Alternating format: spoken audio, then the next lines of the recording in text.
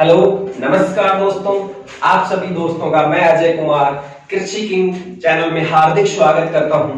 दोस्तों, आज की इस वीडियो में बात करेंगे, जैसा कि हमने कल वीडियो में बात की थी, अनार की जो खेती है किस प्रकार कर सकते हैं, किस प्रकार से आप बागवानी कर सकते हैं अनार के लिए। आज हम बात करेंगे अनार के अंदर एक रोग के ऊपर, बाकी की अगले वीडियो में चर्चा करेंगे। आज एक मोस्ट जो इम्पोर्टेंट रोग है उसके बारे में हम बात करेंगे, आपसे उसके साथ डिस्कस करेंगे।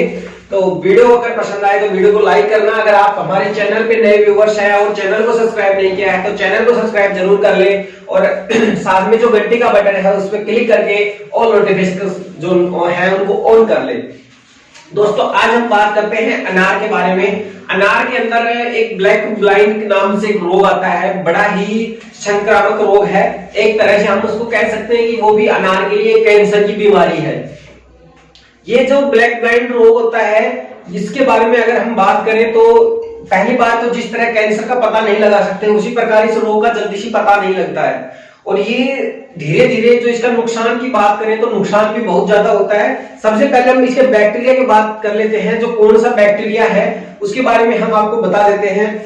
तो जो बैक्टीरिया है जिसकी वजह से ये ब्लैक ब्लाइंड यानी कि कैंसर जो रोग होता है अनार का, उसका बैक्टीरिया का नाम है सैथोमोनस एक्समोमोकोडिस पीवी प्यूनिके बैक्टीरिया है।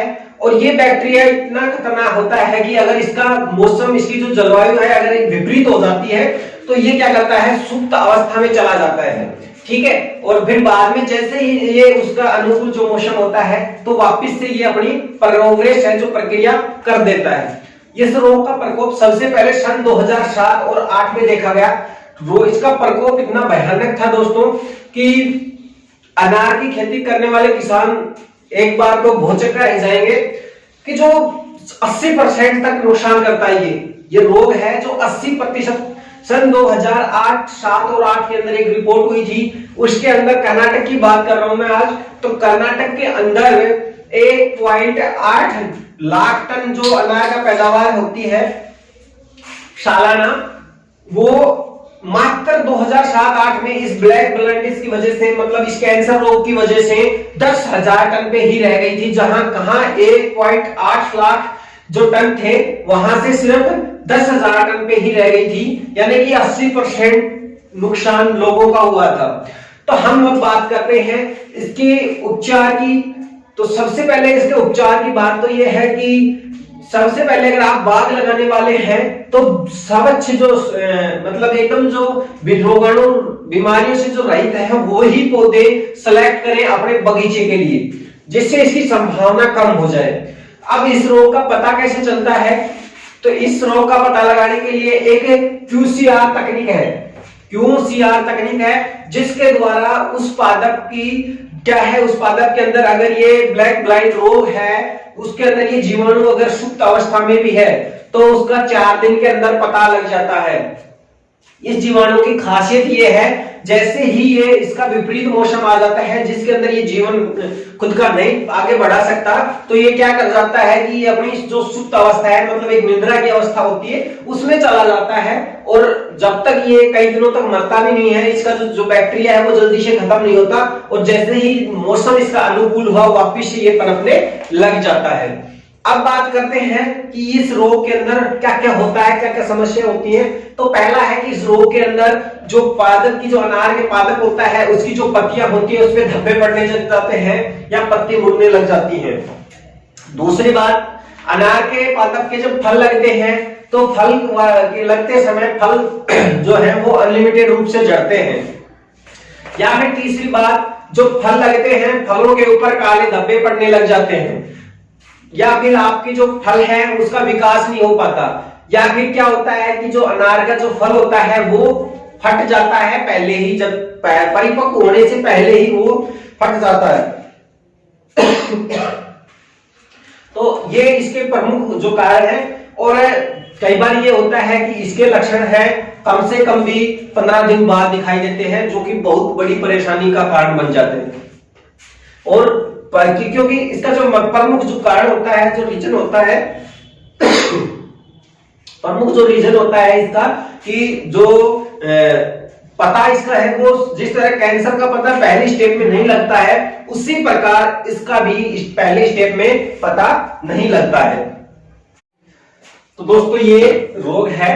इसका जो पता है ना, जिस तरह कैंसर की प्रथम स्टेज जो अवस्था होती है उसका हम पता नहीं लगा सकते, उसी प्रकार जो अनार के अंदर जो ब्लैक ब्लाइंड ये रोग है, एक तरह का जो कैंसर की तरह जो बीमारी है, इसका हम प्रथम अवस्था के अंदर हमें पता नहीं चलता है।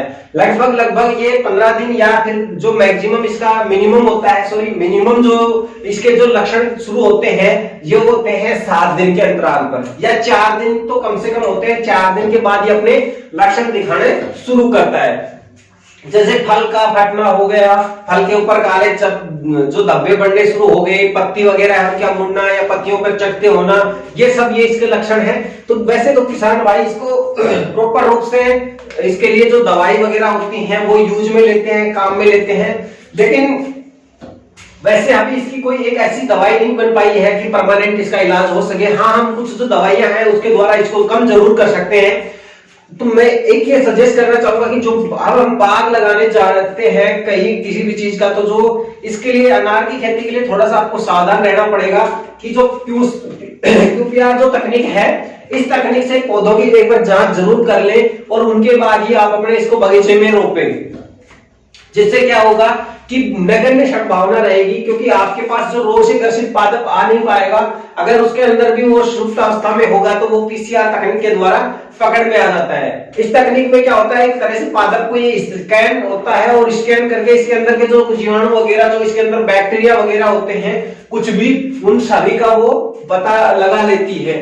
तो इससे क्या होता है कि जो हमारे पास जो पादप आता है वो रोगाणु से रहित होता है और किसी नई बीमारी की जो आने की जो संभावना होती है वो बहुत ही कम होता है। ये फैलने का तरीका ये वैसे नहीं फैलता, ये सिर्फ किसी आप बगीचे के अंदर ले जाके लगा रहे हो तो रोगग्रस्त पादप के द्वारा ही ये एक पादप से दूसरे पादप में फैलता है, अचानक से आपके पास में नहीं आता है।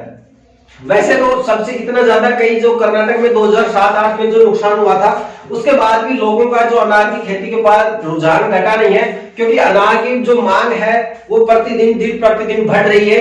तो इससे क्या है कि अनार की खेती में थोड़ा सा आपको जो बेनिफिट है वो भी ज्यादा मिलता है, क्योंकि जो फल का उत्पादन भी ज्यादा होता है और अनार की जो डिमांड है बाजार के अंदर, जो मार्केट के अंदर, वो भी दिन प्रतिदिन बढ़ रही है। तो इसका सिंपल सा यही है कि आपको जैसे ये 2-4 दवाइयां जो नॉर्मली होती हैं वो आप उनको लगभग 1 महीने में एक बार स्प्रे जरूर करते रहें, जिससे कुछ छोटे मोटे कीट वगैरह का जो कोई है, और टाइम टू टाइम एक सिंचाई जरूर करते रहें।